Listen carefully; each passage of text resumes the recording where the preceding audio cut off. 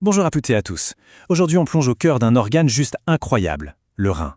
On va essayer de comprendre ensemble sa mécanique de haute précision et surtout comment certains médicaments, les diurétiques, viennent interagir avec lui. C'est un voyage fascinant, à une échelle microscopique, mais avec des conséquences énormes sur notre santé. Alors, pour commencer, une question qui montre bien tout le génie du rein. Imaginez, chaque minute, il filtre 100 millilitres de sang. C'est l'équivalent d'un petit café. Mais à la fin, il ne produit qu'un seul tout petit millilitre d'urine. La question est, où sont passés les 99 autres? C'est tout le secret de la réabsorption, une opération de recyclage ultra efficace qu'on va décortiquer ensemble. Pour bien suivre, voici notre feuille de route. On va suivre le chemin de l'urine en formation à travers les différentes zones du néphron, qui est en quelque sorte l'unité de travail du rein. Et pour chaque étape, on verra où et comment les grandes familles de diurétiques entrent en jeu. Allez, c'est parti, on y va. Le voyage commence ici, dans ce qu'on appelle le néphron. Il faut s'imaginer un réseau de tuyaux microscopique, une vraie usine de traitement, où chaque petit bout de tuyau a un rôle bien précis. Et tout commence par le filtre, le glomérule. Le chiffre à retenir est assez fou, 100 ml par minute. C'est le volume de ce qu'on appelle la pré-urine. Si on fait le calcul sur une journée, ça fait 180 litres. On comprend tout de suite que le corps ne peut pas se permettre de tout jeter. Le grand héros de notre histoire, c'est donc lui, le néphron. C'est dans ce long tube que tout se joue. Le liquide filtré va être traité avec une précision d'horloger. Le corps va récupérer tout ce dont il a besoin, comme l'eau ou le sel, et il va laisser les déchets continuer leur chemin. Première grande étape, le tubule proximal. On peut le voir comme le gros bosseur du groupe. À lui tout seul, il réabsorbe presque les 2/3 de tout le sodium et de toute l'eau qui ont été filtrés. C'est un travail de force, une réabsorption massive qui se fait un peu en mode automatique. On continue notre descente et on arrive dans un segment clé, l'anse de Henle. C'est une sorte de virage en épingle à cheveux qui plonge profondément dans le rein. Et c'est là, précisément, que les diurétiques les plus costauds vont faire leur travail. Alors là, attention, c'est là que ça devient super intéressant. La partie qui remonte de cette anse, la branche ascendante, a une spécialité. Elle pompe activement entre 25 et 30% du sodium vers l'extérieur. Mais ces parois sont totalement imperméables à l'eau. L'eau est donc piégée, elle ne peut pas suivre le sodium. C'est ce mécanisme très précis qui va être la cible des diurétiques de l'anse. Et voilà notre première famille de médicaments. Les diurétiques de l'anse, le furosémide par exemple, agissent exactement ici. Ils viennent bloquer la pompe qui fait sortir le sodium, le potassium et le chlore. Le résultat? Eh bien, tous ces ions restent dans le tube et par effet d'osmose, ils retiennent l'eau avec eux. Les conséquences, forcément, sont directes. On obtient un effet diurétique très très puissant. Mais en bloquant cette pompe, on provoque aussi une fuite importante de potassium, qui est essentielle pour le cœur et les muscles. Pareil pour le calcium. En revanche, leur gros avantage, c'est qu'ils continuent de fonctionner même quand les reins sont fatigués. On poursuit notre chemin, après la force brute de l'anse de Henle, on arrive au tubule distal. Ici, c'est plus subtil. On n'est plus dans la puissance, mais dans le réglage de précision, la finition. Ce segment va réabsorber une part bien plus modeste de sodium, quelque chose comme 8 à 10%.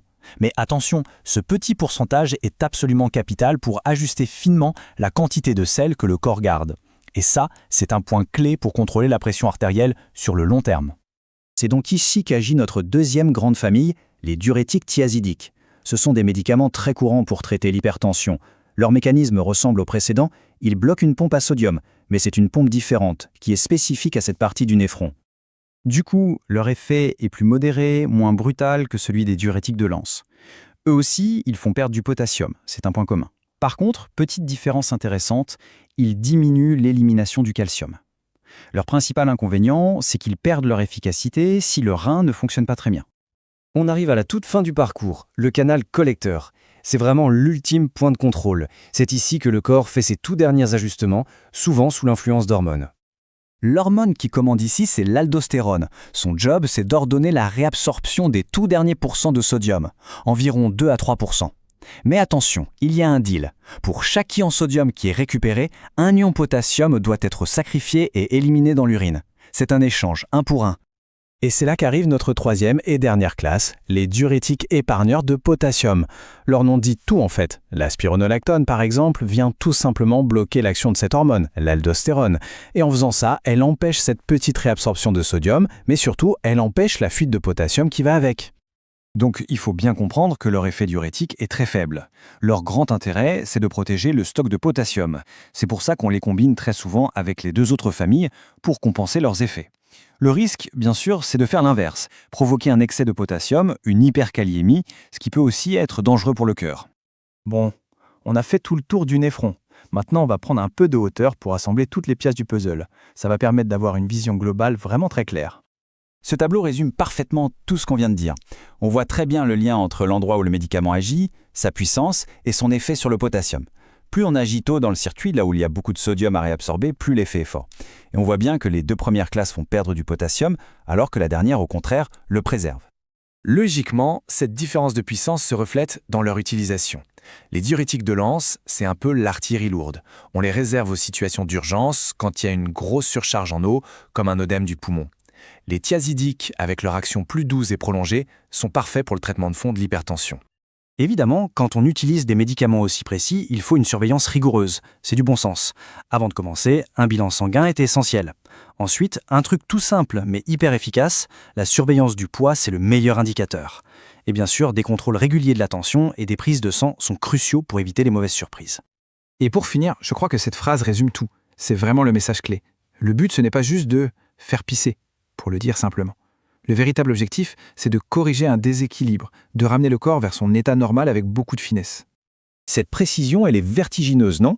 En comprenant comment bloquer une minuscule pompe invisible à l'œil nu, on peut traiter des maladies très graves. Et ça nous amène à une réflexion un peu plus large. Qu'est-ce que ça nous apprend sur l'incroyable complexité de nos propres systèmes de régulation et sur la manière parfois délicate dont on interagit avec eux? Voilà de quoi réfléchir. Merci beaucoup pour votre attention.